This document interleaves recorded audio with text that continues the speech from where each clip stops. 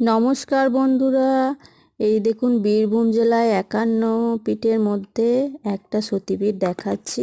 এটা হচ্ছে মা ফুল্লরা মন্দির। তাই আমরা এই দেখুন চলে গেছি ফুলের মন্দিরে। আমি একটু সিঁদুরের টিপও নিয়ে নিলাম, কিন্তু আজকে যা ভিড়, প্রচণ্ড ভিড়, তাই সবটা মানে মা ফুল্লরার ভিতরটা দেখাতে পারলাম না।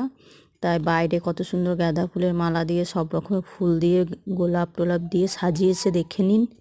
আর আপনারা পারলে বীরভূম জেলা ফুল্লরা মায়ের মন্দিরে একটু ঘুরে যাবেন। সবাই ঘুরে গেছে, মানে ঘুরে প্রত্যেক বছর আসে এখানে, এমন কেউ নেই যে এখানে আসে না। বহু দূর দূর থেকে লোক আসে। তাই যারা এসেছেন তারা তো এখানে কতটা আনন্দ উপভোগ করেছেন সেটা তো জানবেন।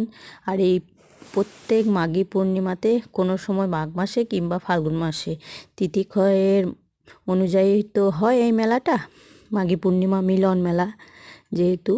তাই আপনারা আসবেন। আমি এখানে পাঠাবলির ওখানে বসে মানে সিঁদুরটা নিচ্ছি, আর একটু বললাম একটা বেল পাতাটা আমাকে একটু লাগিয়ে দিন, বাড়িতে দেব। তা ভিডিওটা সম্পূর্ণ দেখাতে পারলাম না, মানে মচক খাওয়া এগুলো। তাই আমি চলে যাচ্ছি এবার। আমরা গেছি আমার বৌদি আর ভাইপো দুটো, আমার ছেলে। তাই একটু আমি সিঁদুরের টিপটা মানে ওই ঠাকুরমশাইয়ের কাছে নিয়ে এলাম, নিয়ে কপালে দিয়ে দিচ্ছি। এবার ওখানে ওইদিকে সব ঘুরবো। টাটা, বাই বাই, ভালো থাকবেন, সুস্থ থাকবেন।